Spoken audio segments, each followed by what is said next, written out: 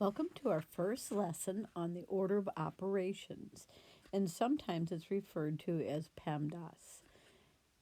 PEMDAS stands for Please Excuse My Dear Aunt Sally, which is a saying which helps us recall the P is for parentheses, E is for exponents, M and D are for multiplication and division, and A and S are for addition and subtraction.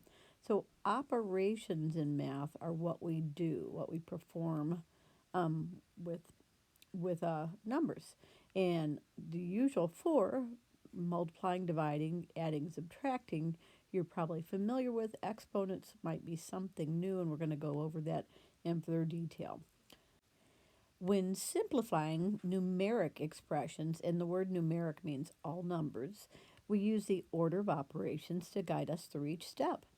The order of operations is a set of rules that mathematicians agree to use so that we can find one and only one answer instead of multiple answers. We use the expression PEMDAS, please excuse my dear Aunt Sally, to help us remember the order. So first we're going to talk about parentheses, and we complete any operations inside parentheses first. Now you're going to notice that there's four different symbols, and these are grouping symbols. This one's a little bit different, which we'll talk about in a minute. All of these symbols can be used to help us group numbers. They're also referred to grouping symbols. So the first set we see is a set of parentheses. That's what we most commonly see.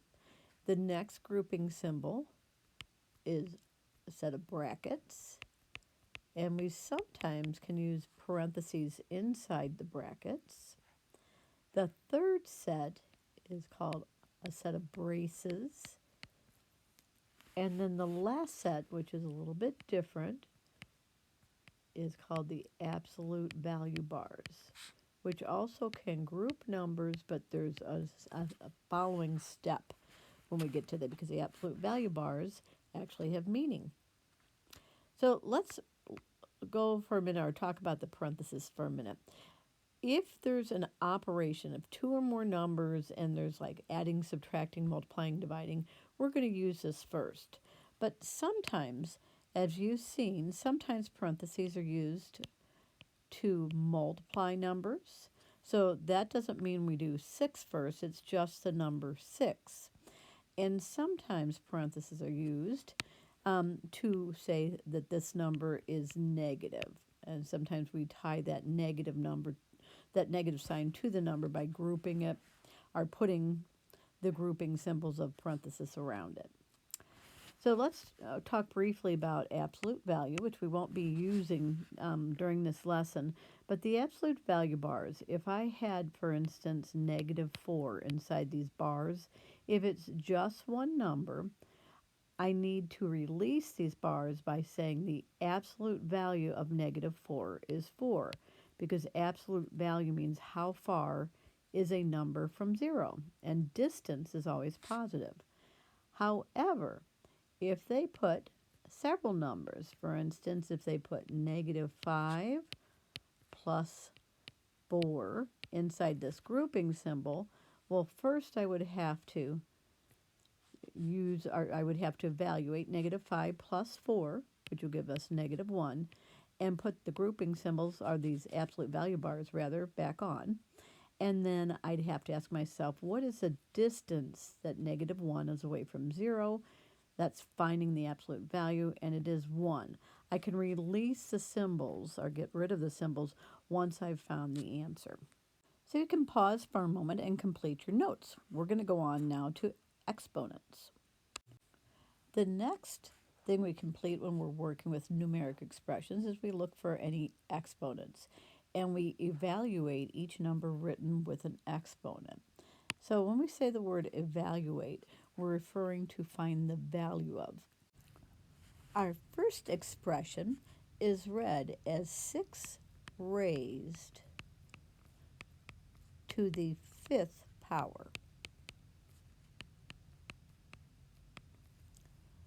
The larger number is called the base, And the little number is called the exponent. So when we see those little numbers on top of larger numbers, we refer to them as exponents. The second example, you notice there's parentheses, and we see a little 2. So we can read this as -4 raised to the second power, or because it's a little 2, we refer to that as squared. An exponent of 2 is kind of special. We see it frequently, and so we would say -4 squared. We also, if we see a 3 that has a nickname as well, if there's a little exponent of 3, we refer to that as cubed. And the last one might not be familiar to you. This symbol right here is referred to the radical sign. And it is, if I read this correctly, this expression correctly, it is the square root of 25. So let's write that down. This would be read as the square root of 25. And you may have noticed that we read this as -4 squared, and now we're saying, again, that word square root. Well, what that means is if we look at the number underneath this radical symbol, it means this number, can I think of a number multiplied by itself that would give me 25? And that number would be 5. 5 times 5 is 25. So the square root of 25 would be the number 5. Again, for the purpose of this lesson, we probably won't spend much time on that. We're going to focus on exponents in the traditional sense. So pause if you need to and complete those notes before we move on. After we've dealt with grouping symbols and after we've evaluated any exponents that we might run across in our math expression, we now move on to multiplication and division. And we multiply or divide from left to right as you read the problem. Multiplication is not more important than division, nor is division more important than multiplication. They're both equals. So it's whatever we see in the problem first as we read from left to right. So whatever we see first.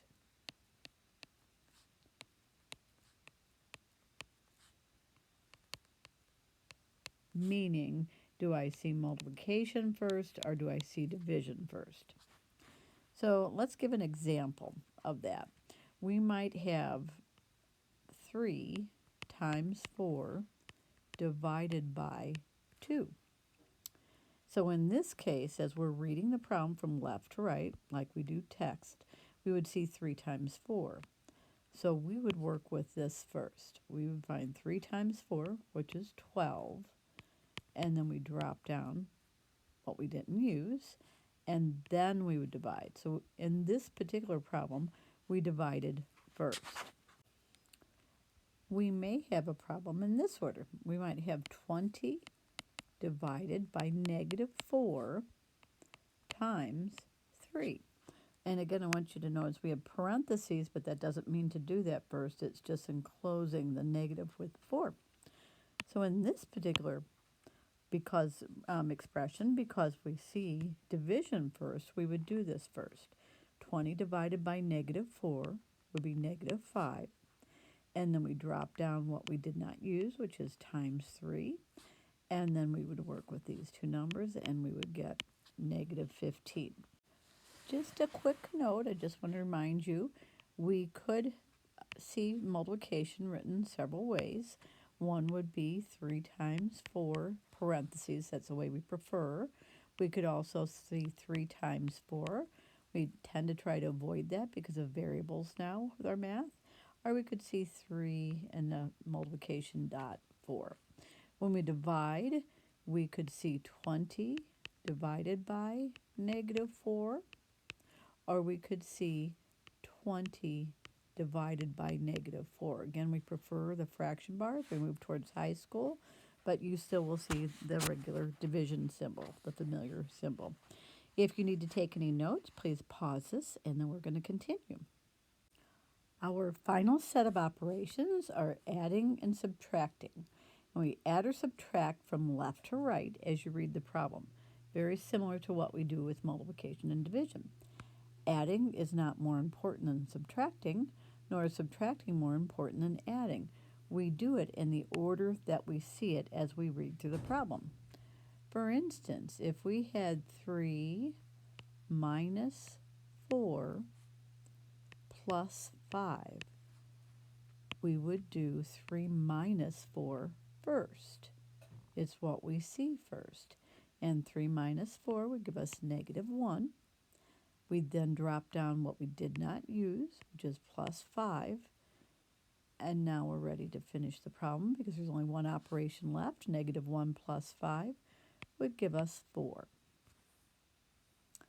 If we were given another example, if we had 3 plus 4 minus 5, then we would again start with whatever we see first. If there's an addition and subtraction, we start with what we see first. So we would do 3 plus 4 first, which would be 7, and then drop down what we didn't use, which is -5, and then we'd take 7 minus 5, which would be 2. So this last sentence on your paper is very important. When evaluating an expression, it's important to complete one operation at a time and drop down each number and remaining set of operations in the order they are given. Very important. I don't just move things around. For instance, that -5 could not be put first. I drop down the result of 3 plus 4, and then -5 came after that. We don't want to move the pieces or the parts, so to speak, around. So now let's go over to the back page, the next page, and let's explore exponents and square roots since we haven't spent much time on that. You may pause before you turn over and copy any notes if you need to. Okay, when a number is raised to a power, it looks like this, and we read it as 8 to the 5th power. The small number is called the exponent, and the big number is called the base. The exponent, the small number, tells us how many times the base, the big number, will be multiplied times itself. Would you underline that? Very important. Times itself. So if we use this example, 8 to the 5th power does not mean 8 times 5. It means 8 times 8 times 8 times 8 times 8. 1, 2, 3, 4, 5. That's what the exponent means. So to note, 6 squared, or 6 to the 2nd power, does not mean 6 times 2. Very frequently missed, very common error. So that answer we would answer is 12. What it does mean is 6 times 6. 1, 2, 6s. And that result would be 36. So here's how we're going to enter it on our calculator. And by the way, when we have something raised to the 2nd power, there's a special key. It's the x squared key. But I'm going to encourage you right now to use the base, which means whatever big number we're given. And then this key, this what sometimes referred to it as a caret key. It's located in the first column on your calculator. And then you put the exponent, which is the little number, in. So for instance, to use our example up above, I would enter 8, which is the base.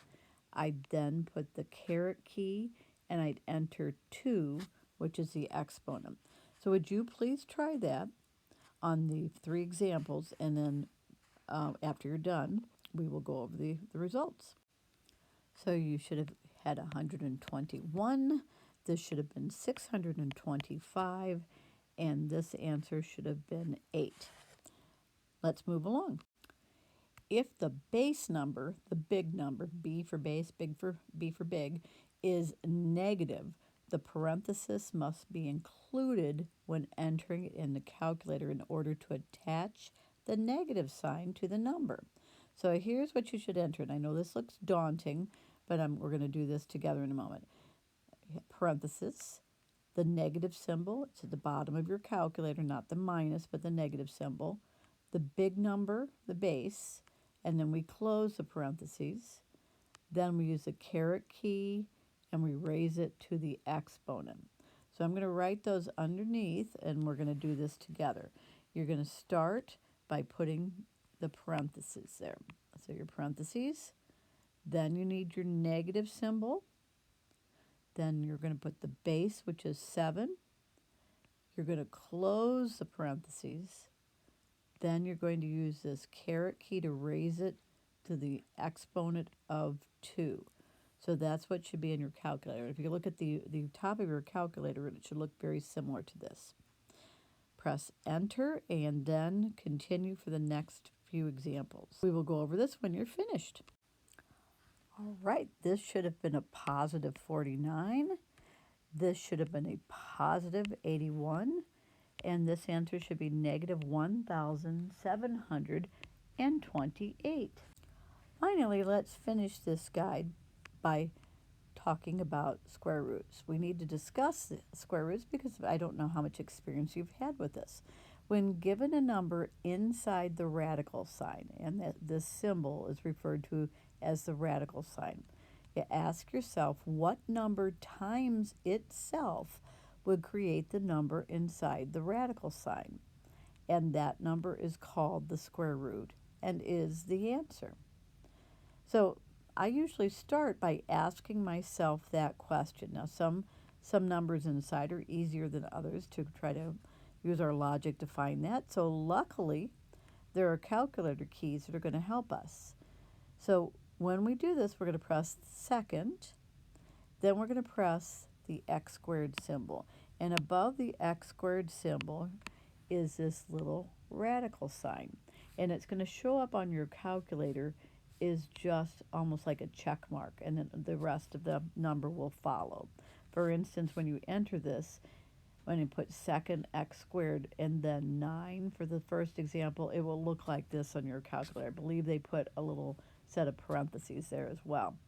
So would you please put second x squared and then the number 9 and press enter or equals. I did forget to mention that. And your answer should be 3. So I'd like you to try that for the next couple examples, and then you can refer back to this for the results. The square root of 25 should be 5. The square root of 100 should be 100. And the square root of 144 should be 12. If we want to check 5 times 5 is indeed 25.